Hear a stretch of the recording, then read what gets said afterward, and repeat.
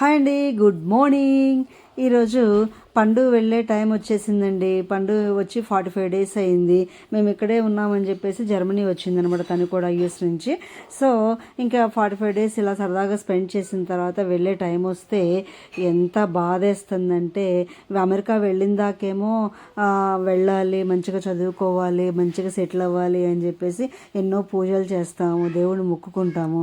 కానీ తర్వాత వెళ్ళే రోజుకేమో ఇలా బాధేస్తూ ఉంటుంది అనమాట. అందరూ ఇది ఎక్స్పీరియన్స్ చేసే ఉంటారు కదా. ఎంత బాధ ఉన్నా పైకేమో నవ్వుతూ ఇంకా అలా కనిపించకపోతే పిల్లలు ఫీల్ అవుతారని చెప్పేసి అలా కనిపిస్తూ ఉంటాం అనమాట. సో ఇది ప్రతి ఒక్కళ్ళు కూడా ఎక్స్పీరియన్స్ చేసి ఉంటారు.